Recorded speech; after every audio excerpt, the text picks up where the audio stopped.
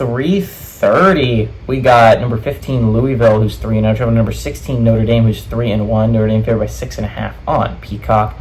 Arguably one of the games of the day. If it wasn't for the 7:30 game against Georgia and Alabama, I would say this is the game of the day. Tyler Shuck has gone 52 of 76 for the Cardinals, thrown for 850 yards, 8 touchdowns, 0 interceptions.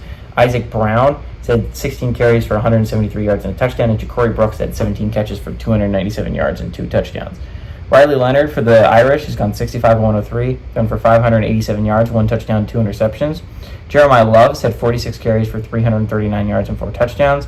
And Bo Collins had 16 catches for 176 yards and a touchdown. Louisville and Notre Dame are 2-2 all time. The series is tied. Last game did go to Louisville in 2023. Last time they went on the road and beat Notre Dame, Louisville did, was in 2014. And Louisville's Notre Dame were 1-1 in one-possession games. This is a big game for both teams, right? For Notre Dame, this is a make-or-break game, right? Because you have a chance at making the playoffs as a one-loss Notre Dame squad as an at-large, right? But you need this win not only because the loss would hurt your resume, it's the fact that you don't really have many opportunities to get quality wins. This is a quality win, right? Louisville and USC are really the only 2 good squads you play for the rest of the way. And if you want to make that resume, you want to build that resume, you got to beat Louisville and you have to beat USC. You can't lose down the stretch. You can have an 11-1 team and make the playoffs. You might even be able to get the 10-2 squad and make the playoffs, but you have to have the quality wins against Louisville and against USC. You have to have those 2 wins because I don't know where you're picking up those wins otherwise. Louisville, on the other hand, this is a chance to cement yourself as getting into the big ACC thing, right? Because, you're looking at the ACC, and I know technically Clemson's ranked lower than Louisville, but I think a lot of people are like, okay, the ACC is going to come down to Miami and Clemson, right? Like, that's the general opinion of the majority of people that are looking at the playoff picture, right? It's either going to be Clemson or it's going to be Louisville, because Clemson has looked borderline unstoppable ever since that loss to Georgia, and Miami has looked borderline unstoppable, period.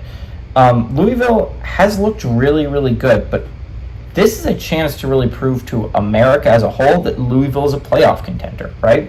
Because a lot of people don't view it that way, despite Jeff Brom has only lost 2 conference games in his entire career at Louisville so far.